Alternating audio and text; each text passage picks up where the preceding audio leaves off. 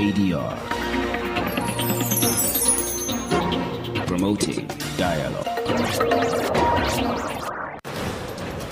It's midday in Dakar. Good afternoon and many thanks for tuning into West Africa Democracy Radio, broadcasting on 94.9 FM. This is Newslink and here are the top stories. West African Economic Union, UEMOA, ends trade restrictions on Mali. Nigeria's President Tinubu assumes chairmanship of ECOWAS and promises regional integration and cooperation. We bid farewell to your predecessor, His Excellency Muhammadu Buhari, who chaired the ECOWAS Authority from July 2018 to July 2019. Over 200 Gambian nationals intercepted in the joint operations by Senegal, Mauritania, and Morocco. Landslide in the Ivorian commercial capital Abidjan claims 10 lives. Stay with us for details of these stories and more. Here is James Adjapong with Newslink. Many thanks for joining us. Now to our very first story. In an ordinary session meeting held in Accra over the weekend, the heads of state and government of the West African Economic and Monetary Union, UEMOA, made the decision to lift the sanctions imposed on Mali. These sanctions, which were initially imposed on January 9, 2022, have now been lifted. Ogi Oberika has more details in this report. In a recent press release, the heads of state of the institution announced the decision to lift the suspension of the organs and institutions of the West African Economic and Monetary Union, UEMOA, imposed on Mali since January 9, 2002. Back on January 9, 2002, during an extraordinary summit held in Accra, Ghana, UEMOA had declared the suspension of all commercial transactions with Mali, except for essential consumer products such as pharmaceuticals, medical supplies and equipment, COVID-19 control equipment, petroleum products, and electricity. In addition to lifting the sanctions, UEMOA officials expressed their satisfaction with the resilience displayed by the economies of the region. Despite the international and community-related shocks, the economic growth rate of the UEMOA zone is projected to reach 7.0% in 2023, following a growth rate of 5.9% in 2022. It is noteworthy that Mali had been suspended from UEMOA's financial bodies and institutions on January 9, 2002. Mali has faced political instability and security challenges in recent years. The international community, including regional bodies like the ECOWAS, imposed sanctions on Mali as a response to the military takeover. These sanctions included the closure of borders, a ban on trade, suspension of financial flows, and the suspension of Mali's membership in ECOWAS institutions. Ogi Oberika filed that report. Nigeria's President Bola Tinubu has been appointed the new chair of the Economic Community of West African States, ECOWAS, during the 63rd ordinary session of the Authority of Heads of State and Government held in Guinea-Bissau. This endorsement marks President Tinubu's entrance into the prestigious group of West African heads of state. Tinubu graciously accepted the honor on behalf of Nigeria, pledging to assume the responsibilities of the position and ensure an inclusive administration for the regional organization. WADR's Abuja correspondent Usman Umar reports. During his acceptance speech, the Nigerian leader issued a warning regarding the escalating threat to peace in the sub-region. He highlighted the alarming rise of terrorism and a concerning trend of military takeovers, emphasizing the urgent need for concerted action. The president emphasized that the region's progress and development were being hindered by insecurity and the growing presence of terrorism. President Tinubu called for a collective effort from member states, assuring that he would work towards harmonizing frameworks to realize the aspirations of ECOWAS under his leadership. In his address, the former ECOWAS chairman and president of the Republic of Guinea-Bissau, Umaro Mokhtar Sissoko Embalo, commended his fellow leaders for their commitment to sustaining the organization's vision despite the challenges posed by global economic conditions and internal conflicts within the sub-region. We bid farewell to your predecessor, His Excellency Muhammadu Buhari, who chaired the ECOWAS Authority from July 2018 to July 2019.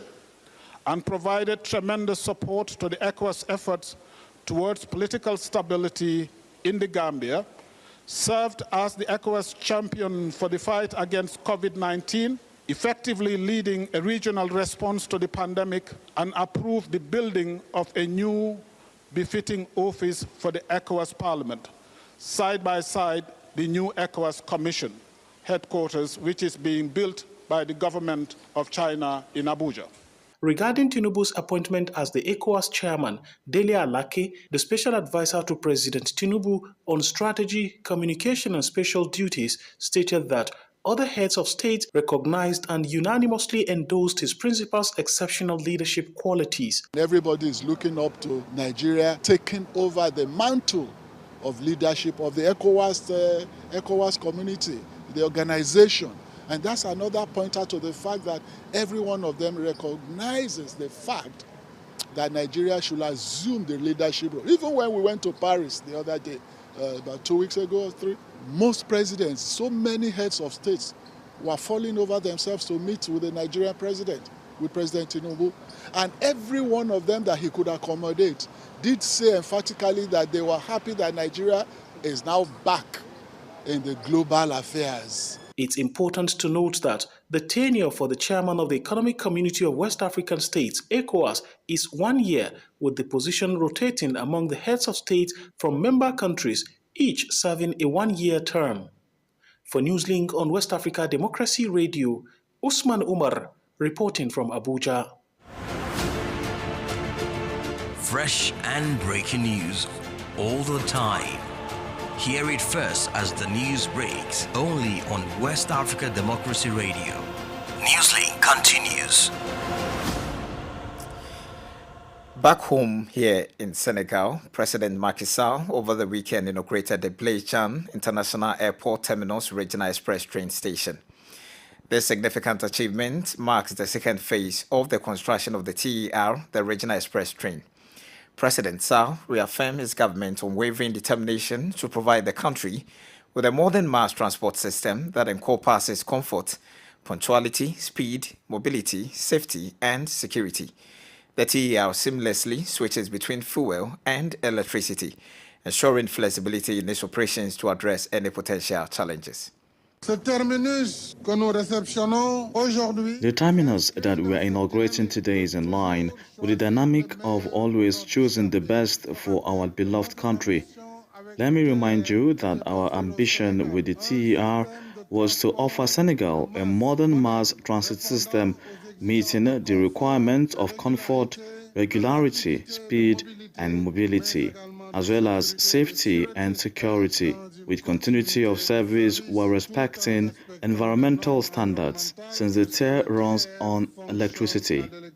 In the first phase, 15 trains will each carry up to 565 passengers. We will soon be increasing this to 22 trains in the second phase to take account of the significant increase in traffic due to the connection with Blaise Diagne Airport when the work on the second phase is completed. Passengers embarking or disembarking from Blaise Diagne will have the choice of taking the road or the train, as in the case in all modern countries. Senegalese President Macky Sall speaking there. In other news, over 200 Gambians were intercepted in separate operations in June and July by the authorities of Senegal, Mauritania, and Morocco.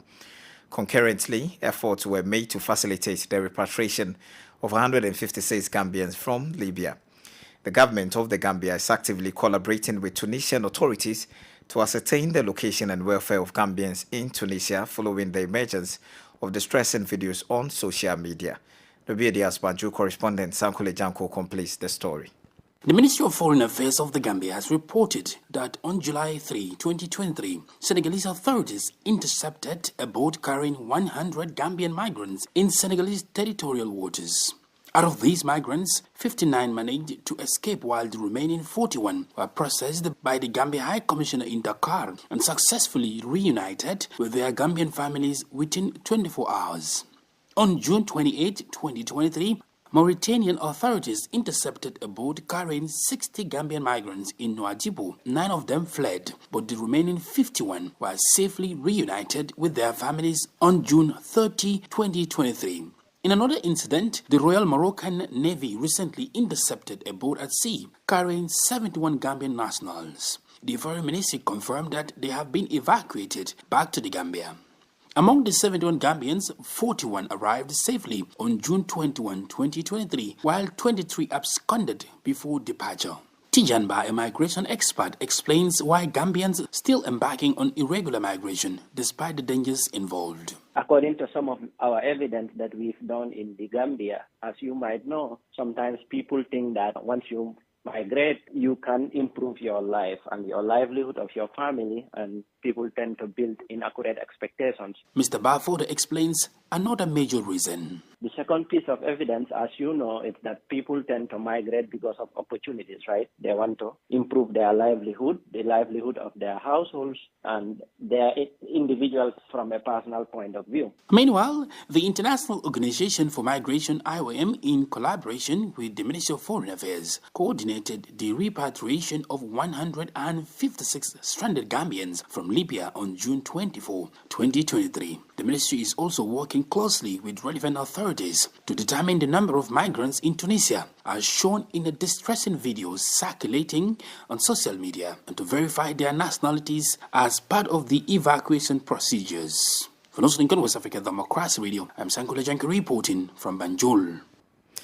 Meanwhile, at least 300 people who were traveling on 3 migrant boats from Senegal to Spain's Canary Islands have disappeared, plunging their families into anguish and raising concerns about the perilous nature of the journey. The harrowing news was disclosed by the migrant aid group Walking Borders. Among the missing are 2 boats, one carrying approximately 65 people, and the other with an estimated 50 to 60 individuals on board, which have been unaccounted for since their departure from Senegal around 15 days ago. Helena Maleno of Walking Borders said another boat embarked on June 27th and set sail with around 200 people, all of whom have vanished without any contact with their loved ones since their departure. All 3 boats reportedly departed from Kafountine in southern Senegal, embarking on a treacherous journey spanning approximately 1,700 kilometers to reach the Canary Islands, located off the coast of West Africa. The islands have become a prominent destination for migrants attempting to reach Spain with the allure of better opportunities and living conditions. In 2022 alone, data from the United Nations International Organization for Migration, IOM, revealed that at least 559 people, including 22 children, lost their lives. You are listening to Newslink on West Africa Democracy Radio, broadcasting on 94.9 FM, Dakar, Senegal. Here's a reminder of our top stories. West African Economic Union, UEMOA, ends trade restrictions on Mali. Nigeria's President Tinubu assumes chairmanship of ECOWAS and promises regional integration and cooperation. Over 200 Gambian nationals intercepted in the joint operations by Senegal, Mauritania, and Morocco. Landslide in the Ivorian commercial capital Abidjan claims 10 lives. Still ahead, we have our newspaper review, guest interview, and some sports updates. Kindly stay with us. West Africa Democracy Radio. It's you speaking. It's 30 minutes past 12 in our studios. This is West Africa Democracy Radio, broadcasting on 94.9 FM. Remember, we are streaming live on WADR.org and all around the world as well. You can as well follow us on YouTube at WADR News. In Ghana, food suppliers to the various senior high schools across the country are resuming their picketing at the Food Buffer Stock Head Office this morning, following a temporary suspension of their protests over the weekend. Members of the National Association of Food Suppliers on July 4th initiated a continuous presence at the Buffer Stock Head Offices in Accra. Their demand is for the government to settle the outstanding arrears amounting to $24 million, which has been owed to them for over 2 years. These suppliers, representing all regions of the country, have lamented the detrimental impact on their businesses due to the government's failure to make any payments since 2021. Our Accra correspondent, Atiawene Bella Lawson, completes the story. Following a promise from the Minister of Food and Agriculture, Brian Adjapong, that their monies would be paid, the National Association of Food Suppliers suspended their week-long industrial action on Friday. Kwame Amedume, who speaks for the group, conveyed their decision. Monday, we're hoping to hear something from the executives or from buffer stock. If we don't hear anything from them, we will advise ourselves again. But for now, the Minister of Agriculture has come here. He has promised to go and report our matter to the Minister of Finance. We have also had the Deputy Chief Executive coming to speak to us, and the minority also have come to speak to us. The media too have taken so much interest in our matter. So we believe that we have created a lot of awareness on our issues and plight. In related news, the Speaker of Parliament, Alban Bagbin, has instructed the Ministers of Education, Finance and Agriculture to appear before Parliament this week. They are expected to explain the challenges they face in ensuring that the suppliers are paid. Ahead of their appearance, the Minister of Food and Agriculture has stated that the caterers will not be paid on Monday. Adjapong has mentioned the development of a payment roadmap assuring the suppliers that they will receive payment starting from July 17th. The bigger issue is how do we make their business better? Because if anybody can, present these papers that have supplied food and just on the face of it, compile it and pay. I don't think the government of the Republic of Ghana can behave in that way. Self and its suppliers. And these things will cause delay. But luckily, a lot has been reconciled. Payment is being processed for them, and it will be paid them. I think from the 17th, they will begin to receive their money. Despite this announcement, the food suppliers plan to resume their picketing at the Food Buffer Stock head office this morning, continuing their protest until their payments are made. Reporting for Newslink on West Africa Democracy Radio, I am Atiewin Imbila Lawson in Accra. The Ivorian authorities say at least 10 people have died following heavy rains and landslides that pummeled the country's commercial capital Abidjan over the weekend. The count was a provisional toll as of Friday, according to the military's firefighting brigade, GSPM. Anised Ba, GSPM captain and deputy head of operations, told newsmen that the toll included 10 deaths, 9 in Yopougon and 1 in Cocody Angry, 2 districts of Abidjan, the country's largest city and economic hub. He added that in the industrial zone, Yopougon, the first landslide struck around 3 a.m. on Thursday, causing 4 deaths and 1 injury. The firefighters were told another 3 victims had been washed away, but Ba said the operation to find them had been called off after a search that was in vain. Côte d'Ivoire experiences yearly heavy rainfall in June and July, but dangerous construction has led to more flood-prone areas, particularly in poorer neighborhoods of the swelling West African metropolis, which is home to an estimated 5.6 million people. In mid-June, a family of 5, a couple, and their 3 children died in a landslide in Yopougon.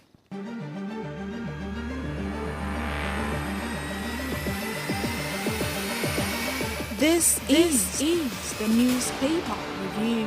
Stay on top of the news. Get the most important stories with added insight and concise review. This is the newspaper review. Up next, we have our press stories from Abuja with the WADR's Usman Umar. Hello and welcome to the press review segment. Today we have 2 daily newspapers for review, the Nigerian Tribune and the Vanguard newspaper. The Nigerian Tribune is leading with this story. 12 killed in fresh Plateau attack. Governor imposes curfew on Mangu local government area. Porous borders. Nigerian manufacturers struggling with unfair competition from Asian markets. This is coming from the Consumer Protection Council of Nigeria. And right on top of the masthead, you also have this story from National Drug Law Enforcement Agency, that is NDLEA, arrests church officials, others in drug raid. Other stories on the front page of the Tribune, Nigerian Tribune rather, saying 16 die, 8 injured in Lagos Badagry Highway accident. And then MTN Group leadership meets President Tinubu, pledges support for rapid growth of digital economy. Security agents come forest for kidnapped Ekiti APC chairman. And quickly, we move over to our next paper, which is the Vanguard newspaper. Leading with the story, governments of ex-presidents must account for $5 billion Abacha loot. Now, if you recall, General Sani Abacha was Nigeria's late head of state, military head of state, actually. Now, for failing to provide details of the projects executed or being executed with the $5 billion returned Abacha loot, a federal high court sitting in Abuja over the weekend ordered the administration of former presidents Olusegun Obasanjo, late Umaru Musa Yar'Adua, Goodluck Jonathan, and Muhammadu Buhari to account for the funds. The court also ordered the government of President Bola Ahmed Tinubu to disclose the exact amount of money stolen by the former head of state, that is late General Sani Abacha, total amount of Abacha loot recovered, and all agreements signed on same by governments of former presidents Obasanjo, Yar'Adua, Jonathan, and Muhammadu Buhari. The Minister of Finance and the Attorney General of the Federation and the Minister of Justice were also joined as defendants in the suit. Every government comes and claims that they recover so amount of money from the now famous Abacha loot, but there's been some sort of opaqueness. That is, there's been lack of transparency as to how much exactly was recovered and what these monies have actually been used for over the years. So some organizations approached Federal High Court Abuja, Federal High Court sitting in Abuja, to order the past governments to come clean on the amount recovered and amount put to use. And this is the much we have for you today on Press Review segment. With me, Usman Omar. It's back to you in the studios. Thank you, Usman, for that press review. Politics, Analysis on major news, social matters, and all. This is A Guest. Despite international and community-related shocks, the heads of state and government of the West African Economic and Monetary Union, UEMOA, have expressed their satisfaction with the resilience portrayed by the economies of member states. The body projects 7.0% growth in 2023, following a previous growth rate of 5.9% in 2022. Top of the discussion in an ordinary session meeting held in Accra over the weekend was the lifting of the economic sanctions imposed on Mali that were initially imposed on January 9, 2022, following a military takeover in the country. Ibrahim Nye, our guest this afternoon, among other things, speaks on the impact of the lifting of sanctions on Mali's foreign direct investment, FDI, debt payment, local trade, as well as Bamako's contributions and membership of the African Continental Free Trade Area, AFCTA. Another concern is whether these restrictions economically imposed on countries experiencing military takeovers should be encouraged using Mali's situation as a case study. Definitely. First, this is important to build the confidence of the government in Mali and to open up the country to allow greater engagement with the Malian people, the economy, and the political actors. And this will also facilitate open and frank discussion on the transition in Mali. The sanctions on the country, to some extent, close opportunities for deeper engagement with the political process, because you need the entire political and economic structures of the country to be open in order to assure greater confidence and engagement with the political actors.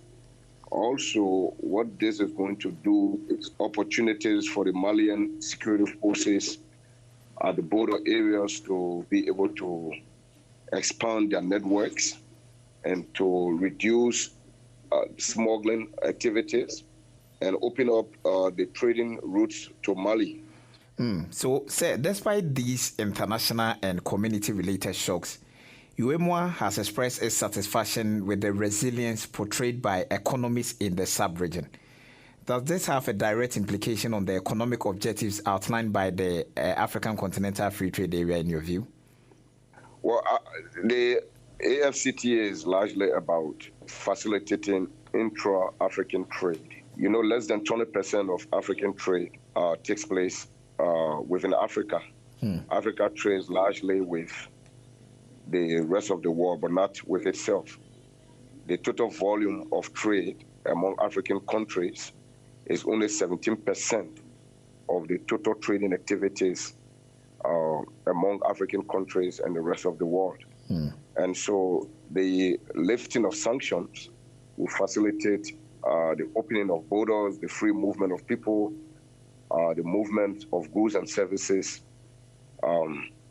between Mali and all of the countries that border Mali, and that includes Guinea-Conakry, Niger, which is already very also under threat of instability, Mauritania, Senegal, and all of the countries. You know, Mali is a big country in West Africa and surrounded by so many countries. And so allowing all of these countries to trade is to further expand opportunities for the implementation of the Africa Trade Deal. So finally, do you think these economic sanctions that are imposed by international bodies like ECOWAS in the event of military takeover should be encouraged, using Mali's situation as a case study? Well, they can only be encouraged to the extent that they facilitate return to civilian rule. But if they provide perverse incentives and facilitate smuggling activities, the smuggling of weapons, the smuggling of drugs, and increased activities of terrorist organizations, then we will caution against the imposition of sanctions, because you want to impose a sanction that is effective and that compels the authority to return the country to democratic rule. But if the sanction only weaken the authorities and strengthen the terrorist organizations, then that is a perverse incentive for further instability. So we can only encourage sanctions to the extent that they become effective in restraining those that are responsible for instability, not necessarily imposing hardship to the civilian population, most of whom are largely innocent. And so we will caution the use of sanctions as a weapon in the sub-region or as an instrument of diplomacy in the sub-region. Ibrahim Nye is a regional expert. And here is Sankule Janko with some sports updates. Hello there, a warm welcome and thank you for joining us. Morocco made history on Saturday night as they claimed their first Total Energies on the 23 Africa Cup of Nations title following a 2-1 win against 10-man Egypt. The hosts overcame their opponents after extra time at the Moulay Abdallah Stadium in Rabat. Egypt took an early lead through Mohamed Sabar after 9 minutes before receiving a red card 8 minutes later for a reckless challenge on Abdesmad Azouli.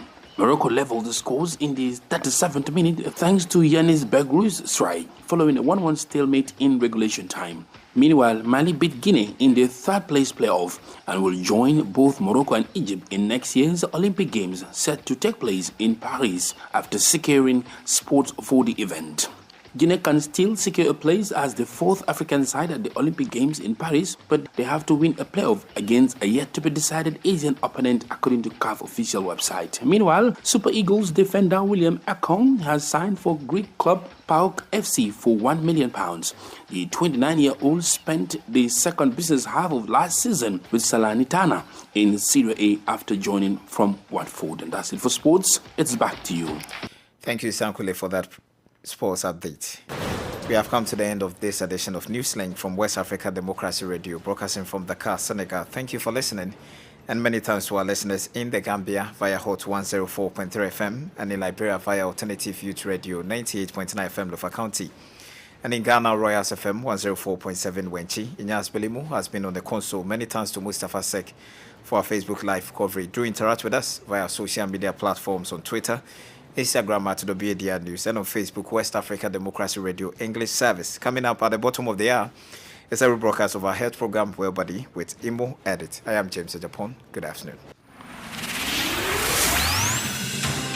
News, talk, music, get it all 24 hours on West Africa Democracy Radio 94.9 FM Dakar.